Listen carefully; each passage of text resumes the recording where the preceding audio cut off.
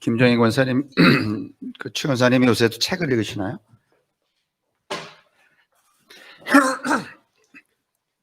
글자가 커야 되겠네. 돋보기로.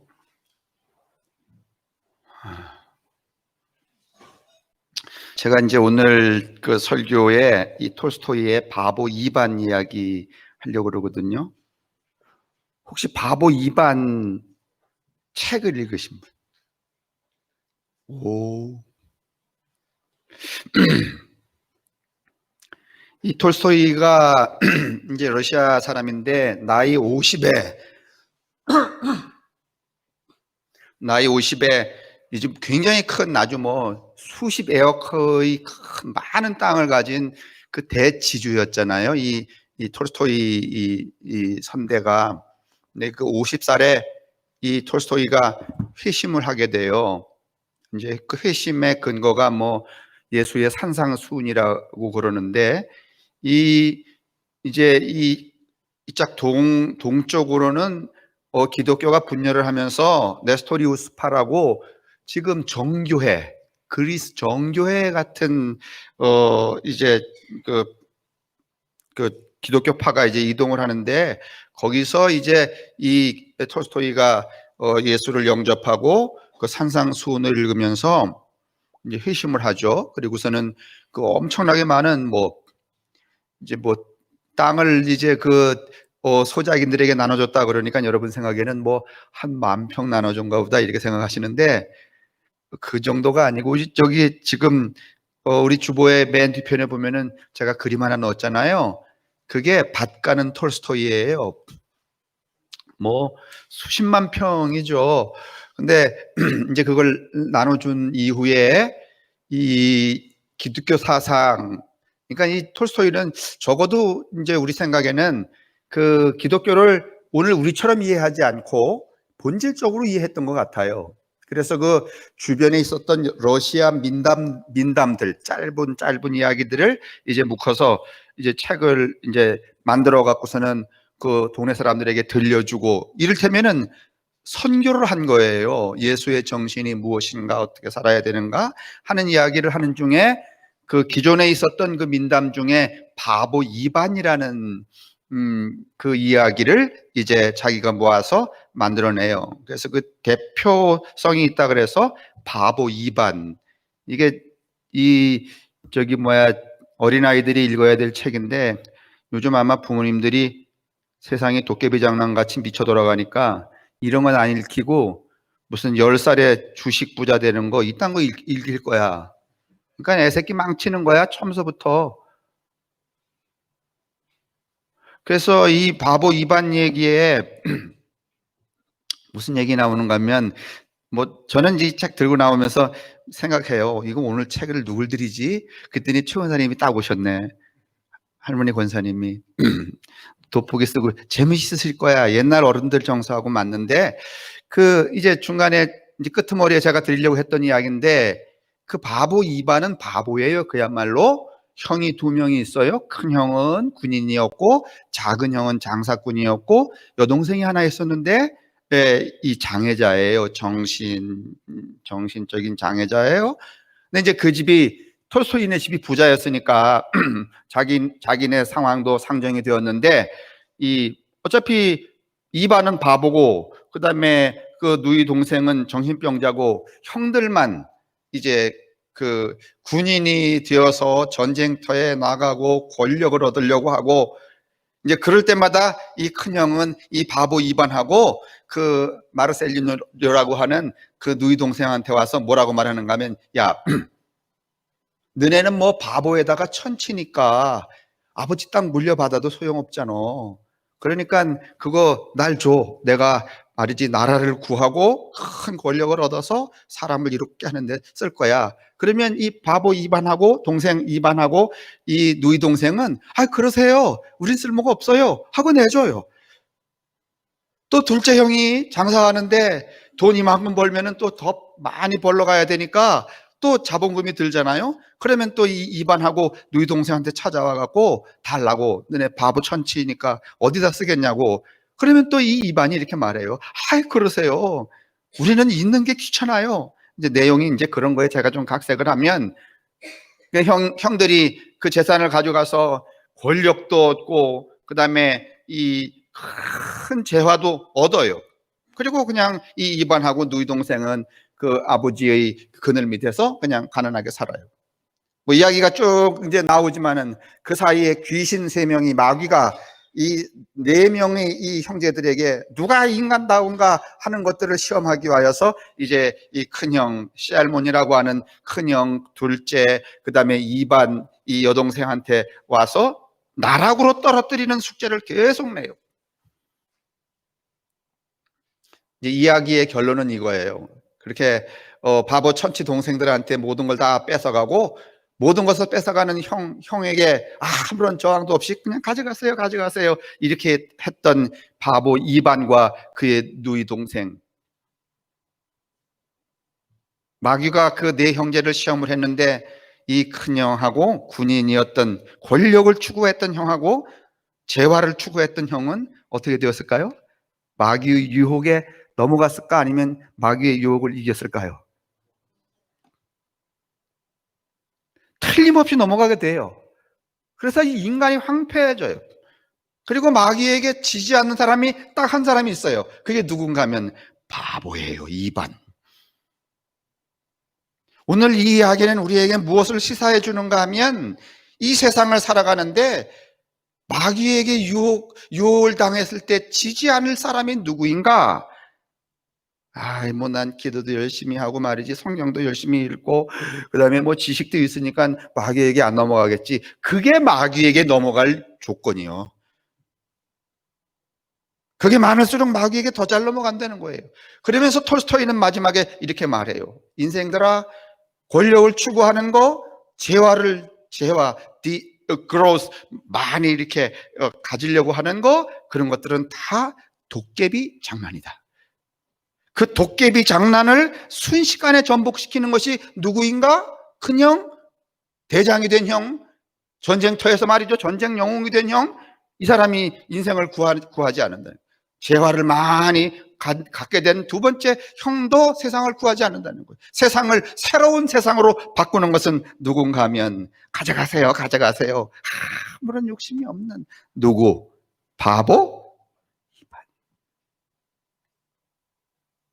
여러분, 오늘 이야기가 무슨 얘기를 닮았는가 하면 성서의 이야기를 닮았어요.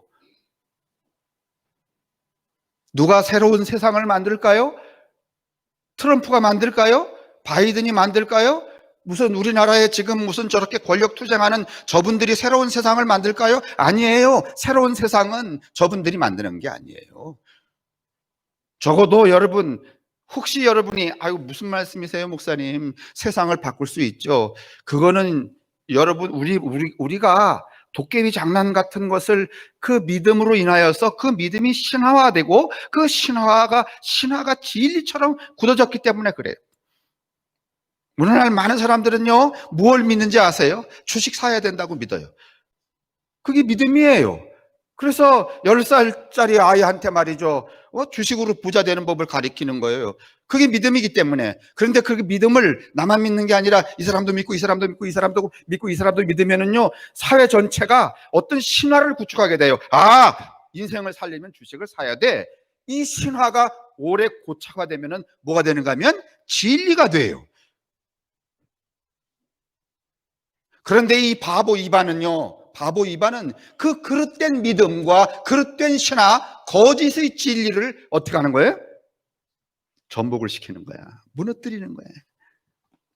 결론적으로 말씀을 드리면, 기독교인이란 무엇인가? 기독교란 무엇인가? 세상에 팽배한 그릇된 믿음을 갖고 있는 그 소수들이 구축해 놓은 신화체계, 잘못된 진리체계를 어떻게 그 안에서 바보 이반처럼 바보로 살면서 그 그릇된 나라를, 바실레야 그릇된 나라를 뒤집어 엎고 새로운 나라, 그 무슨 나라예요? 하나님의 나라죠. 여러분, 하나님의 나라는 지금 우리가 믿고 신화하고 진리처럼 여기고 있는 이 나라의 대극 반대편에 있는 새로운 나라가 하나님의 나라예요. 만약에 하나님의 나라에 가서도 여러분이 그 아파트 사갖고서는 저기 돈 벌려고 그러고 주식 사야 된다면 하나님 나라 가시겠어? 아니, 하나님 나라에 가서도 아파트 사야 돼요? 에? 그 하나님 나라에 가서도 여러분 뭐 애들 교육시키느라고 저래야 돼. 하나님 나라에 가서도 뭐 이렇게 말이지 옳으니 그러냐고 싸워야 돼. 그거 하나님 나라야 아니면 그냥 우리나라야? 그럼 하나님 나라는 갈 필요가 없죠. 그래서 오늘 여기 이제 중간에 이야기, 옥타비아누스 이야기 드리겠지만은 원래 하나님의 나라라는 말은 어디서 나오는가 하면은 로마 황제의 나라라는 말, 황제의 나라의 반대말이 하나님의 나라예요. 황제의 나라에서는요, 뭐가 그 나라의 중심축인가 하면 그 황제의 나라에서는 누가 가장 쓸모 있는 사람인가 하면 정신병자 마르셀리뇨 누이 동생, 그 다음에 바보 이방 같은 사람은 그 황제의 나라, 로마 황제의 나라에서는 쓸모가 있어요, 없어요? 그러니까 쉽게 말하면 지금 우리나라에서도 여러분 바보라든지 뭐 이런 분들은 쓸모가 별로 없죠. 우리나라에서 쓸모가 있으려면은요, 어떻게 해야 돼요? 어떻게 해야 돼요? 좋은 대학 나와서 고시 봐서 판사, 검사 뭐 이런 거 해서 말이지, 이렇게 해야 쓸모가 있잖아요. 맞죠? 그런 측면에서는 우리도 사실은 이 나라를 만드는 데는 쓸모가 별로 없는 사람들이에요. 별로 없는 사람들이 무슨 나라를 만든다는 거야? 하나님의 나라를 만든다는 거예요. 이 자체가 뭔가 하면 하나님의 축복이라는 거야. 더 달라고 그럴 게 있어요? 하나님 축복해 주세요. 아니, 너 쓸모없는 너를 이 나라에서는 쓸모가 없잖아. 그런데 내가 너를 하나님의 나라에서는 쓸모 있는 사람으로 써줄게. 이건 이미 축복이 아니에요. 축복이죠? 뭐 더 받을 게 있어요? 더 뭐 복을 주세요. 뭐 그럴 게 있겠냐고요. 이게 여러분 톨스토이가 이야기하는, 권사님 이거 제가 권사님 선물로 드릴게요. 이게 다 있는 게 아니라 짤막짤막하게 있는데 다 비슷비슷해요. 이 맨 끝부분에 이 바보 이반 이야기 있는데, 여러분 난 여러분도 읽기를 원하곤 있지만은 뭐 예배 끝나면 또 잊어버릴 텐데 뭐 읽으시겠어요? 그다음에 이제 우리가 이제 요새 코로나 때문에 이제 핑계가 많잖아요. 아이 뭐 가뜩이나 교회, 우리가 좀 이 개념 정의를 잘 하셔야 되는데 자꾸 대면 비대면 그러니까 딱 두 개만 있는 줄 아는데 그렇지 않습니다. 여러분 지금 옛날에는 사람 만나고 대면하고 살다가 지금 비대면 그러니까 아예 안 만나고 살아요? 아니면 선택적으로 만나며 살아요? 우리가 비대면 사회가 아닙니다. 선택대면의 사회지. 그죠? 짜장면집 아예 안 가요? 아니면 가? 선택해서 가는 세대예요, 지금 우리가. 옛날에는 그냥 막 갔잖아요. 그래서 이 코로나가 우리에게 준 중요한 그 정보 하나는 있는데, 이제부터는 어디를 가도 막 가지 말고 어떻게 해서 가라? 선택해서 가라는 거예요. 셀렉티브 컨택트. 선택해서 가잖아요, 지금. 여러분 뭐 어디 모임에 가도 모임 전혀 안 가요? 아니면 가세요? 식구들하고 아예 안 만나? 아니면 만나? 밥 먹으러 식당 안 가세요? 아니면 집에서만 드세요? 아니면 가? 그거 하잖아 다. 근데 자꾸 왜 비대면 그래요? 비대면 아니고 선택대면의 세상이에요. 그러면 선택을 하려면은요, 우선순위를 정해야 돼, 안 정해야 돼? 정해야 돼요. 근데 짜장면 가는 건 우선순위가 있는데 교회 오는 건 빼놔버렸어요. 이건 여러분 신앙의식의 붕괴입니다, 이거. 다른 건 여러분 우선순위를 둬서 선택대면을 하면서 예배당 오는 건 아니야, 우리가 비대면 사회 살아, 그러니까 교회 가면 안 돼, 뭐 이런 말씀이 계셔요. 그러니까 그렇게 하지 마시고, 이게 대면과 비대면 딱 이렇게 이분법적 이 개념이 아니고 우리 사회가 이게 선택적이란 말이죠. 선택 개념을 가지고 있는 건데 어차피 우리가 선택적으로 살게 되니까, 대면하며 살게 되니까 그 선택할 때 우선순위를 정하잖아요. 그 우선순위 정할 때 기독교인답게 누구 만나는 일, 하나님 만나는 일, 성도 만나는 일을 우선순위에 두고 짜장면 가는 거 좀 그건 헤아려 보고 선택하고. 오케이? 오케이? 좀 생각하시면서 좀 살면 좋겠어요. 기도합시다. 기도하고 하자고요. 하나님, 더운 날 구름 기둥 같았던 당신의 은총을 덧입고 살았습니다. 이제 추운 밤 불기둥 같았던 당신의 사랑을 요청하며 저희들이 이 시간 머리를 숙였습니다. 선택하며 대면해야 되는 이 세상에 이제 저희들은 하나님을 만나는 어떤 방식이든지 성도와 교제하는 일을 이 선택의 우선순위에 두고 살고자 합니다. 그러니 부끄럽고 어리석은 우리들의 지난 삶은 흐르는 강물에 씻어버린 듯 잊게 해주시고, 오늘 당신의 은총과 사랑으로 새 결심을 세워서 다듬어진 삶으로 앞으로 우리에게 주어주시는 그 날들에 우뚝 서는 존재들로 모든 성도들을 일으켜 주시옵소서. 성가대의 찬양이 우리의 심령 깊숙하게 평화로 울리게 하시고, 또 일상에서도 울리게 하시고, 또 우리의 기도자가 했던 고백과 간구가 하늘의 보좌를 움직이며 감사하는 아들들, 딸들의 손길이 하늘의 풍요와 은총을 경험케 하는 그런 자리로 저희들을 이끌어 주옵소서. 오늘 이 시간 저희들의 예배를 열어주셨으니 이 예배의 물결 속에 잠기어 논이는 그런 기쁨을 누리는 성도들로 축복하옵소서. 예수님의 이름으로 간절히 기도합니다. 아멘. 오늘 우리가 짧게 읽었잖아요.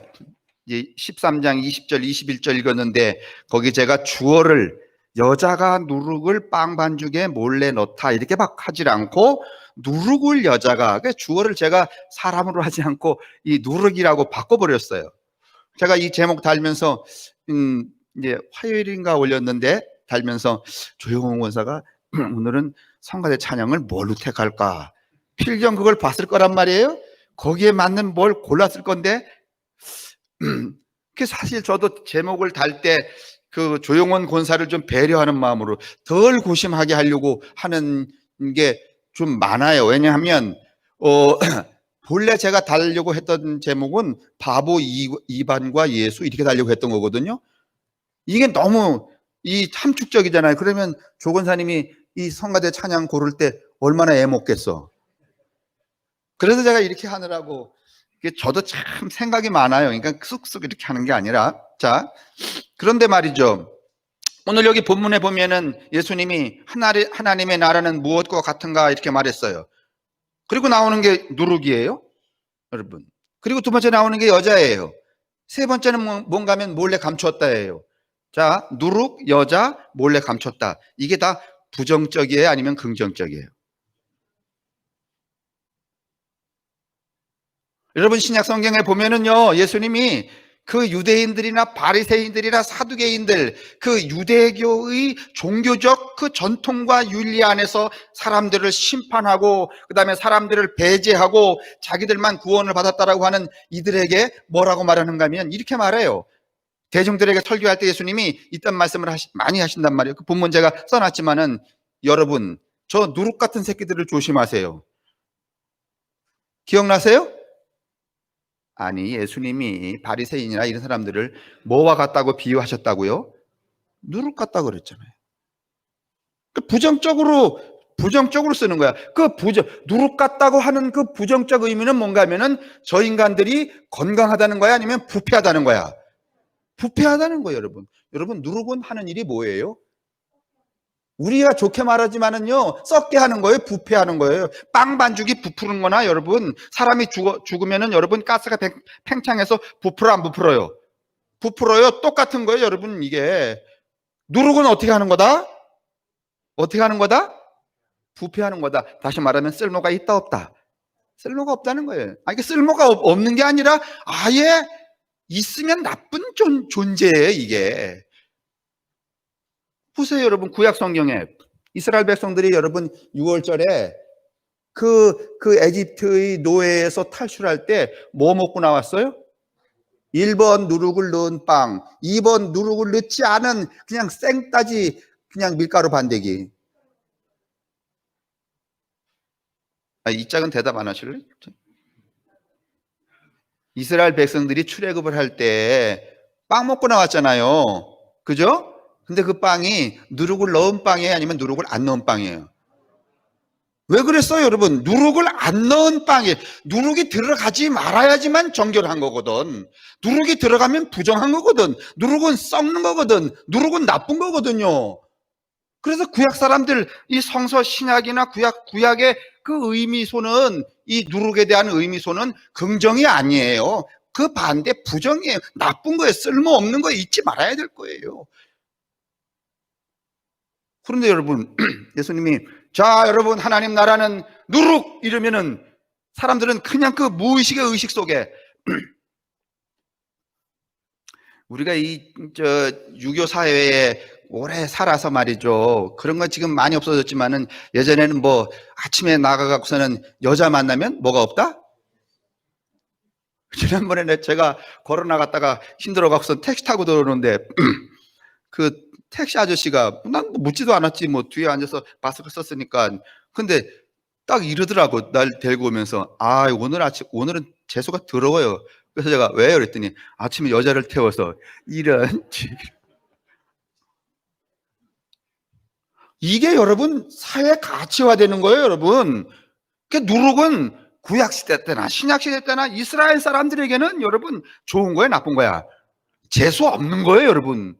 그러면 하나님 나라 같은 하나님 나라는요, 누룩 얘기가 나와야 돼, 안 나와야 돼요?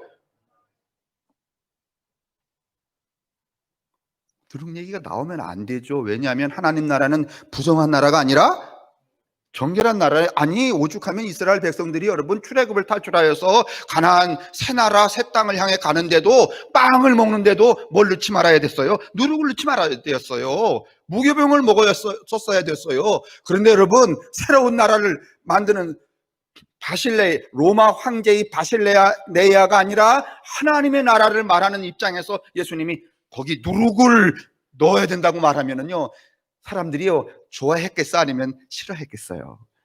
근데 왜 예수님은 이 말 쓰시는 거야? 아마 여러분이 일평생 이 본문 들으면서 이렇게 생각해 보신 적이 없기 때문에 이게 오늘 또 누룩이 이상하게 해석이 되네 그러시겠죠. 자, 그러면 누룩 부정한 거죠. 그 다음에 여자 사람이었어요? 안 사람이었어요? 유대인들은요 여자가 누룩을 넣어야 돼요? 아니면 그 남자들 중에서도 어떤 남자들, 그렇죠, 종교적 윤리에 여러분 아주 모범적인 어떤 청년이 예수께 나와서 어떻게 하면 영생을 얻을 수가 있겠습니까? 이 말은 무슨 말인가 하면 하나님 나라에 어떻게 들어갈 수 있겠습니까? 이렇게 물었잖아요. 그렇죠? 하나님 나라는 어떻게 해야 되는가 하면은요, 모든 율법을 다 어떻게 하고 지켜야 돼요. 그 율법을 누구나 지켜야, 아니면 지킬 수 있는 사람이 따로 있어요.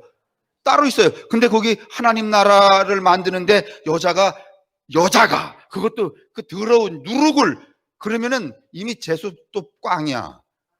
그죠? 누룩 이에게도 이미 파이고, 그 누룩을 또 누가 한다는 거? 여자가 한다는 거.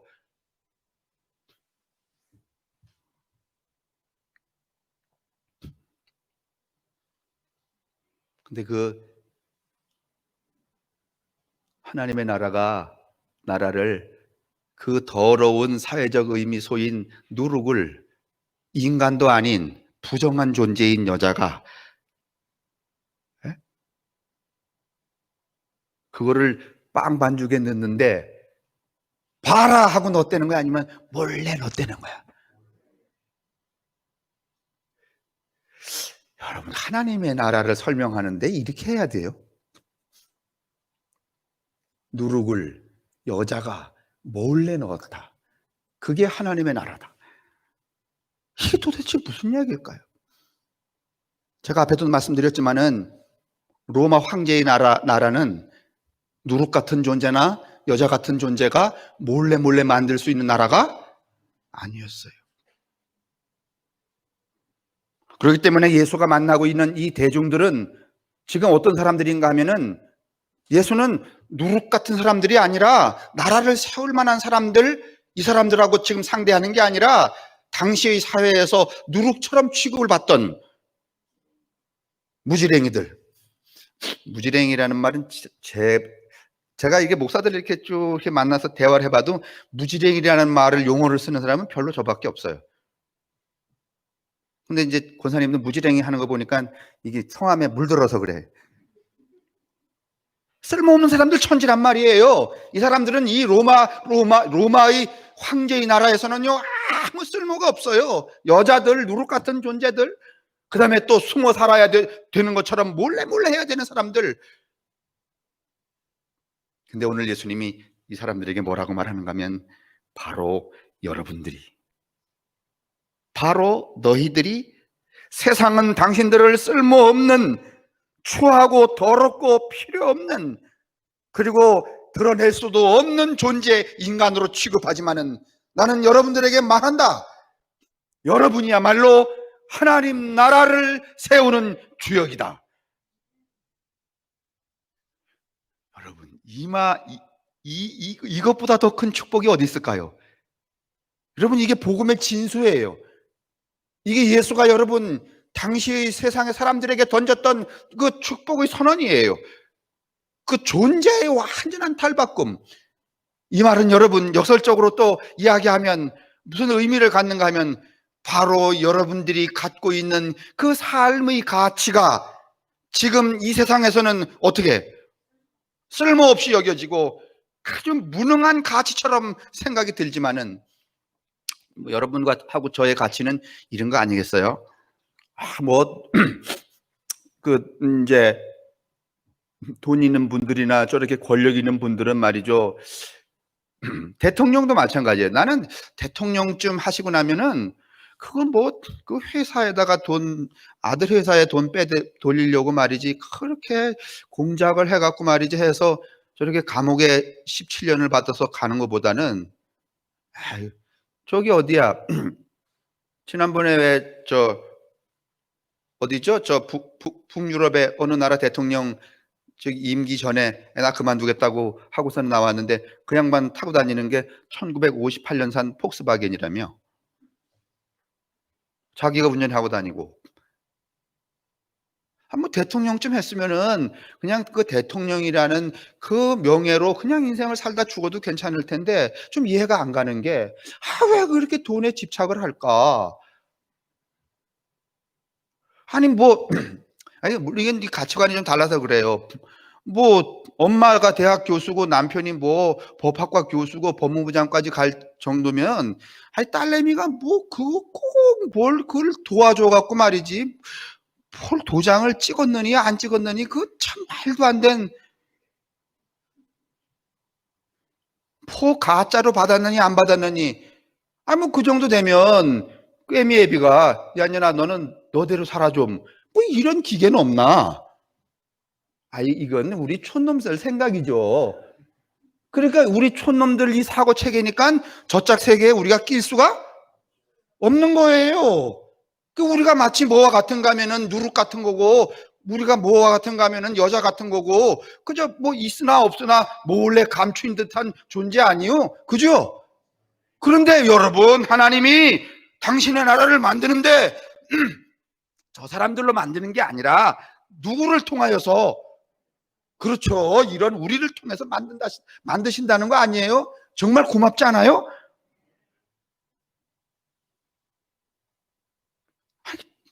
저는 늘 그 생각이야. 비난하려고 하는 건 아니지만은 그 정도 되면 그냥 네 인생 네가 좀 살아봐라 말이야. 그러면 됐지. 그걸 그렇게 그냥 뭘 이렇게 하려고. 그러면 그런 역량, 그런 환경도 없는 사람들은 다 어떻게 하라는 거야? 그냥 쓰레받기로 그냥 받아서 갖다 버려? 여러분이나 나나, 여러분 그런 환경과 조건이 돼야 안 돼요? 안 돼요, 여러분. 여기 기도하다가 여기 안 되면 여기 가는 걸로 고마워하고 말이지, 아이고 여기 가려다 안 돼갖고 여기 붙어서 너무 다행이에요, 이렇게 우리 살잖아요. 그럼 우린 인간도 아니야? 있다는 거 이건 빼요. 여러분, 이 성서 본문에 나오는 누룩 같은, 그 다음에 여자와 같은, 몰래 감춘다는 이 세 단어가 함축하고 있는 것들은 단지 어떤 그 사물을 말하는 게 아니라 이 시대를 살고 있는 무엇? 사람을 지칭하는 거예요. 그런데 그 사람들이 그 주류 로마 황제의 바실레이아는 나라에서는 낄 수 없는 존재, 필요 없는 존재지만 너희들을 통하여 내가 새로운 나라를 만들고 그 새로운 나라를 만드는데 너희들이 그 주축이 되게 해주겠다는 거예요. 그게 오늘 말씀이에요. 여러분, 당시대에 인간 이하의 취급을 받던 많은 사람들이 마치 이제 우리 예전에 그 동학처럼 말이죠. 사람들이 말이죠. 이 이야기를 들었을 때 여러분 마음에 몽실몽실 희망이 솟았을까 안 솟았을까? 출세할까봐 할 것을 기대해서 아니면 새로운 나라의 주체가 된다는 것에 대해서. 그러면 여러분과 저는 여러분 뭐 어떻게 해서갖고 말이지 남의 뭐 저기 교회 다니는 집사님이 말이죠 기도했더니 말이지 땅 200평 더 샀다더라 나도 더 기도해야지 이딴 거 걷어치우고 땅 안 사도 하나님이 나를 새로운 나라 어차피 여러분하고 제가 뭘 기대하고 모였는가 하면 하나님의 나라를 기대하고 여기 모이신 거 맞죠? 근데 그 하나님의 나라는 그렇게 해서 되는 게 아니라 이 누룩과 여자와 몰래 감추인 것처럼 그런 인간 그 쓰레기 같은 나를 통하여 된다니 그래요? 나는 그렇게는 안 살겠어요. 나는 그냥 이대로 하나님의 쓰임을 받겠어요. 이런 여러분과 저를 여러분 선택했다니 이거 얼마나 큰 축복이에요. 그러니까 목사님 오늘 설교가 정말 허공에 그 뜬구름 잡는 얘기 같으십니다. 당장 나가면 뭐 여기 지키고 저기 지키는데 여러분 그거를 좀 그 허황된 도깨비 장난 같은 믿음을 어떻게 하시라는 거야?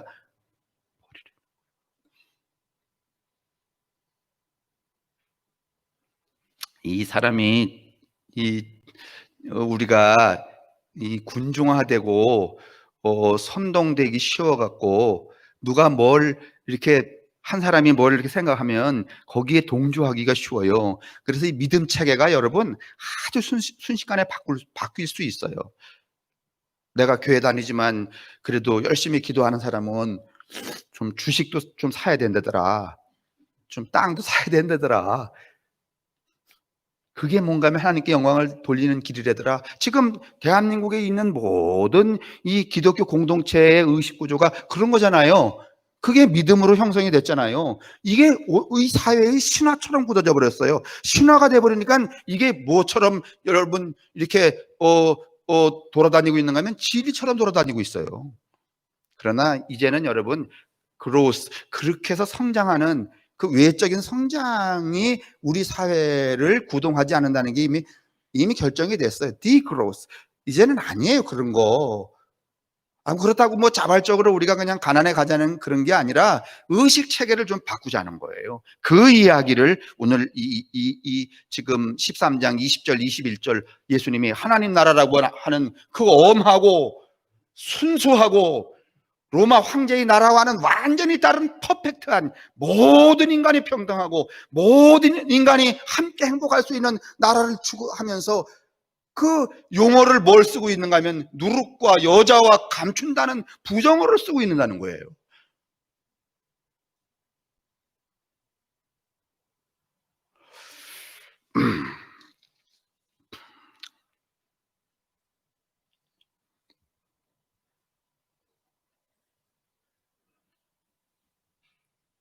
예수님은 이 당시에 바보 같은 사람들, 가난한 사람들, 그 다음에 로마 황제의 나라에 당당한 국민으로 낄 수 없는 사람들,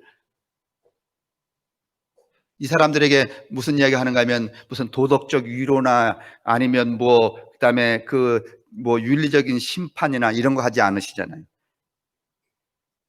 또 반대로 그래 너희들이 지금 가난하고 너희들이 지금 출세 못했는데 나를 따라와라. 그러면 내가 널 출세시켜주고 그다음에 부자가 되게 해주겠다. 상황에 형편의 역전을 축복이라고 말하지도 않으시잖아요. 예수님의 축복은요 그들의 존재를 그대로 어떻게 하는 거예요? 인정. 그리고 그들을 하나님 나라의 무엇으로 삼는 거예요? 주인공으로 삼는 거예요. 여러분 보세요. 여러분하고 제가 예수 나름대로 정해진 룰을 따라서 잘 믿었어요. 그래서 이렇게 세상이 말하는 축복을 받았어. 그런데 그렇기는 했는데 정작 하나님 나라의 주체가 되지 못한다면 이건 축복이 아니면 저주야. 저주잖아요.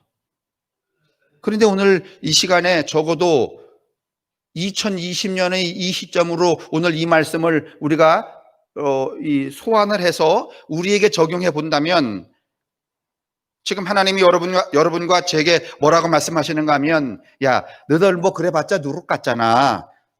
그쵸?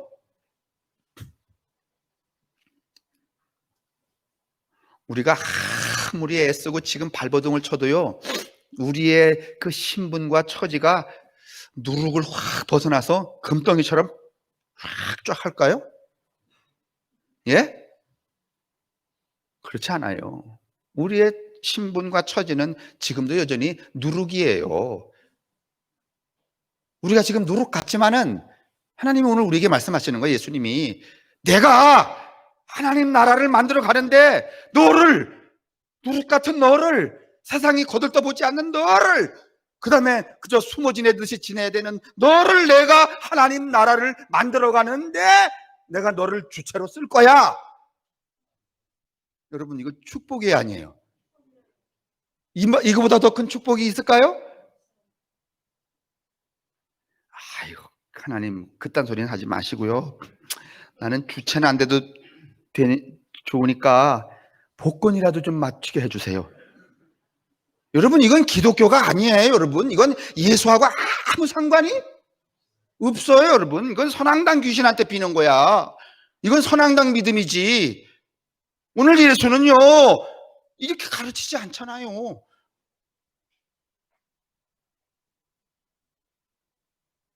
자, 우리가 어차피 2000년 전에 계셨던 예수님의 이 말씀을 지금 우리의 현장에 소환을 해놓고 우리에게 하시는 말씀으로 받고 있으니까 결론적으로 이런 말씀을 드리고 싶어요. 세상의 모든 사람들은 로마 황제의 나라처럼 그런 나라를 꿈꿔요. 그죠?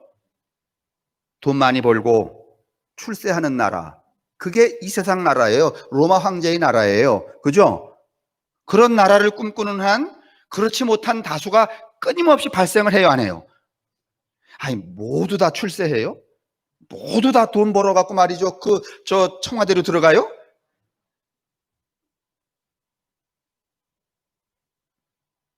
자, 세상에 이렇게 미쳤어요. 그런데도 불구하고 기대하고 또 누구는 말이요, 주식을 사라고. 여러분 아마 또 텔레비에서 저도 한번 소개했잖아요. 왜? 요새 그 고등학교, 제가 그 말씀 드렸잖아요. 자동차 사지 말고, 집 사지 말고, 전화기 쓰지 말고, 그 돈으로 뭘 사라? 주식을 사라. 그래, 요새 애새끼들이 다 그거 한다잖아. 난리도 아니래. 책 나왔는데 지금, 제가 지난번에 그 양반 책 이름이 뭐죠? 이상원 권사님? 책 나왔는데 그게 지금 70만 부 팔렸다던가? 지금 이렇게 미쳐가고 있단 말이죠. 그게 믿음이야, 이게. 이 사회의 믿음이야. 그게 이 시대, 이 사회의 신화예요, 신화. 그게 진리처럼 굳어져 버렸어요. 그 믿음과 신화와 진리, 그 도깨비 장난이란 말이에요. 톨스토이로 말하면. 그 믿음과 신화와 진리 체계를 여러분 붕괴시켜야 될 사람이 누구예요? 누구라는 거야? 내가 너를 하나님 나라의 주체로 세우겠다는 것은 네가 그 믿음에서 빠져나오고 그 신화에 들어가지 말고 그 진리를 진리라고 허황되게 믿는 거기에 포함되지 않고 살아갈 때 결국은 그 나라가 무너져, 안 무너져요? 그걸 무너뜨리는, 그거를 부패하게 만드는, 그냥 세상 사람들이 다 진리라고 하는 것을 부패하게 썩게 만드는 그 누룩이 누가 되려는 거야. 그래서 제가 이거 원고 정리하면서 이런 생각 해봤어요. 야,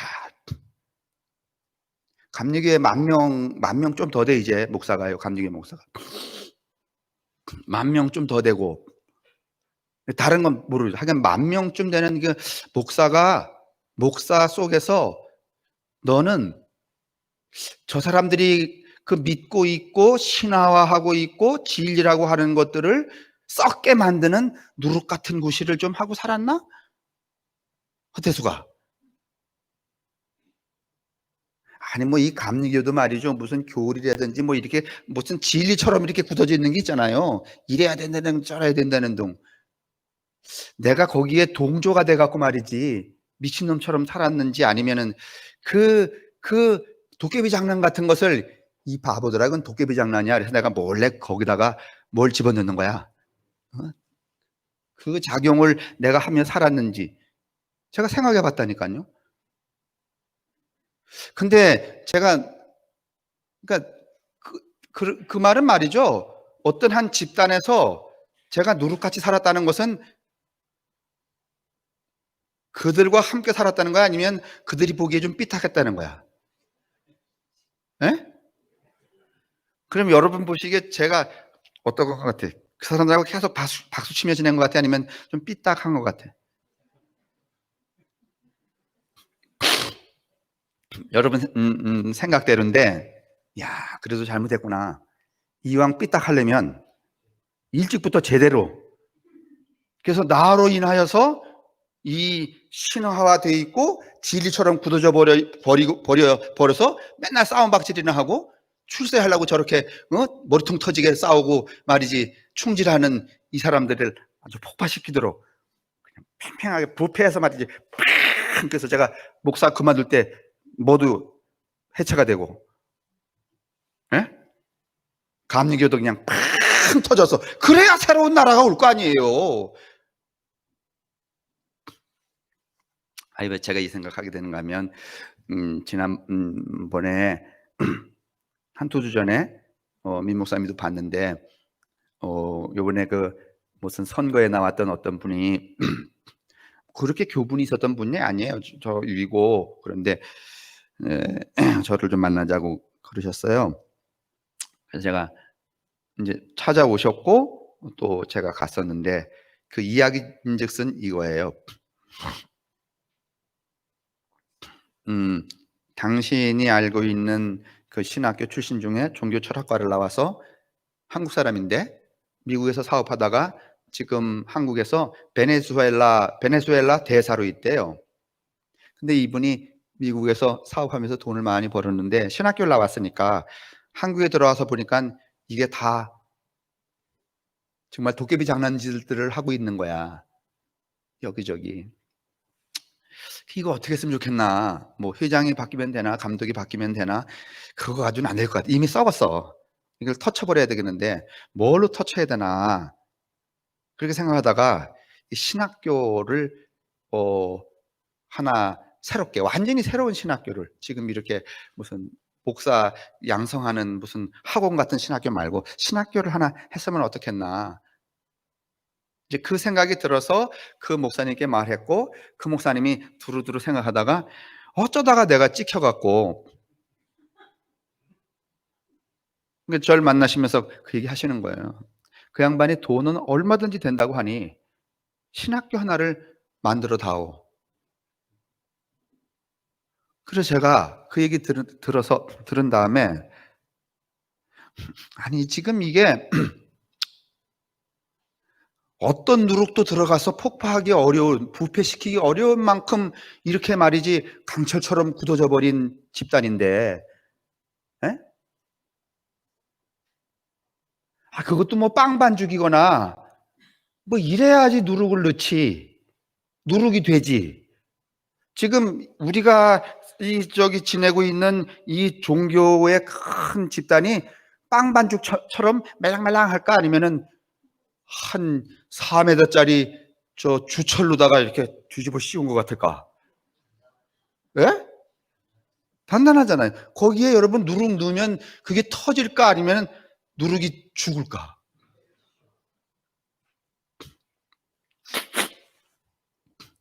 그래서 제가 그 목사님한테 하여간 뭐 생각은 해보겠습니다만은, 물론 혼자 하는 건 아니겠지요. 해보겠습니다만은 제가 볼 때는 이 벙커 같은 그 감리교 이 벙커 안에 누룩 넣는 일보다는 그저 미국에서 만들었다는 거 있잖아요. 지하로 파고 들어가는 그 있잖아요. 예? 그 뭐예요, 서상률 집사님? 벙커 뭐 신장로님 몰라요? 벙커 뭐 있잖아요, 이렇게 뭐 지하 얼마까지 막 이렇게 뚫고 들어가서 팍 터진다는 거. 제가 보기에는 신학교 같은 거 만들어서 누룩 넣는 것보다는 그거 안 터져요. 그러니까 차라리 저쪽에다 연락해갖고 여기다 하나 이렇게.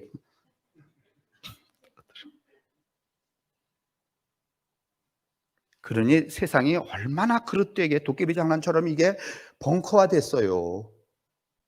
그런데도 오늘 주님이 여러분하고 제게 저를 기대하셔서 이렇게 말씀하시네요. 그래, 네가 몸담고 있는 그 너네 동네가, 너네 나라가 그렇게 어마무시하게 벙커화 됐던다.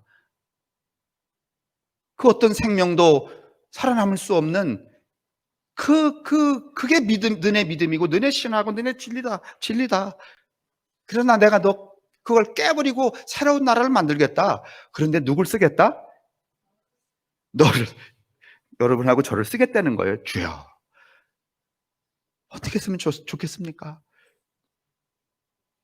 여러분 어떻게 했으면 좋을까요? 오늘 성함께 나가봤더니 정말 가당치도 않은 이야기로 주님이 나를 부르시네. 이 어마무시한 이 견고한 이 벙커화된 이 사회와 조직을 나를 통하여 나를 누룩으로 써갖고서는 부패게 해서 터쳐버리겠다니, 난 아무래도 안 되겠다. 성함께 떠나야지. 그 가당치도 않은데 누룩이 되어서 여러분 터치느니 차라리 벙커 밑으로 가서 숨는 게 낫지. 하나님이 매일 보호하신다니까. 그래도 여러분, 나는 그래서 하나님을 우리가 믿어야 된다고 봐요. 우리로서는 이게 사실은 정말 가당치도 않은 명령이에요. 내가 너를 이 세상을 이렇게 부풀켜서 터뜨려버리고 새로운 나라를 만드는데 너를 주체로 쓰겠다, 너를 누룩으로 쓰겠다. 이 말은 참 가당치도 않아요. 가당치도 않지만은 그러나 이 말씀을 믿으세요. 무슨 말씀이에요? 하나님을 믿는 자는 능치 못함이, 그거를 그때 써야 되는 거야.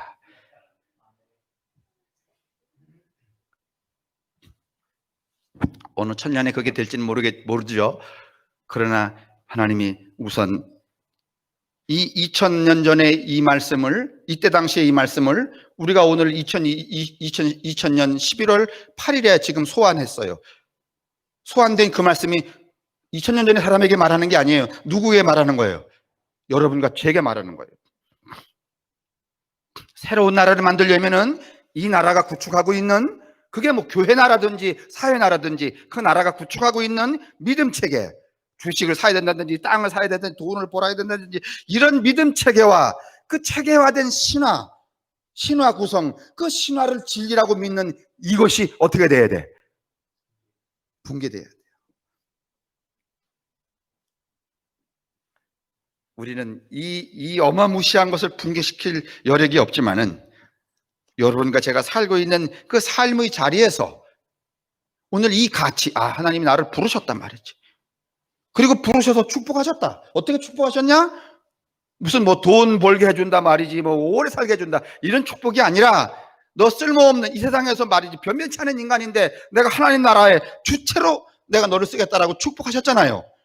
여러분 그 축복을 여러분 감사로 받아들이시고 우리 삶에서 작은 그 무엇이든지 세상이 구축한 믿음, 신화, 이 진리 체계와는 진리 체계에 여러분 그 복종해서 말이지 끌려가지 않는 사람으로만 살 수만 있다면 우리를 통하여서 이 견고한 균열이라지, 균열. 요즘에 이 균열 철학이 저기 저 청평사 가다 보면은 그 노래반석 같은 데다가 노래반석이 이렇게 뚝뚝 잘라져 나왔잖아요. 춘천 사람들이 그 집 짓느라고 뭐 절간 세우느라고 이게 이 석재를 만들 때 하잖아요. 그 석재 돌 자를 때 어떻게 써요? 지금은 뭐 기계로 웽 자르지만은 돌 이만한 돌을 파낼 때 정으로다가 구멍을 하나 이렇게 뚫잖아요. 그 아무리 두드려도 큰 바위는 안 갈라지죠. 구멍을 뚫죠. 거기다가 뭐를 넣어요? 겨울에 물이요, 여러분. 액체가 이제 겨울이 되면 얼잖아요. 그렇죠? 그게 팽창하잖아요. 팽창하면서 조금씩 옆으로 뭘 내요? 균열을 내는 거야. 한 방에 여러분 석재를 못 만들어요. 조금의 균열만 내도 여러분 그게 점점 갈라져서 마침내 큰 바위가 쫙 하고 붕괴가 되는 거야.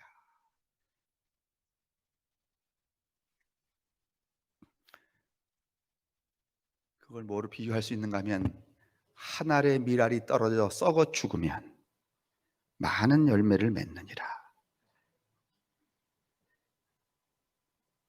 오늘 여러분과 제게 주시는 이 축복의 말씀을 달게 받으시고 우리가 살고 있는 작은 삶에서 이 견고한 세상을 터뜨려 버리는 뭐 같은 역할, 누룩 같은 역할로 삶으로 하나님 나라의 주인공, 주체자들이 되시기를 주님의 이름으로 축원합니다.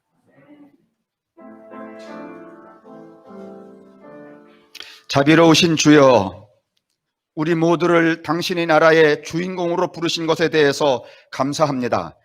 허니 이 땅에서, 이 동네에서, 이 마을에서 주인공이 되려고 아귀다툼을 하며 비난하고 싸우고 욕망하며 살지 말게 도우시고 하나님 나라의 주인공다운 그런 자세와 가치와 의식과 삶의 내용으로 세상을 깨뜨리고 하나님의 나라를 가까이 이제 이 땅에 이제 세워가는 그런 저희들이 될 수 있도록 축복하여 주옵소서. 성부와 성자와 성령의 인도하심과 복 내리심이 우리에게와 우리의 가족들, 아니 우리의 일생을 통하여 우리의 삶 가운데 언제나 함께 하시기를 간절히 축원합니다. 아멘.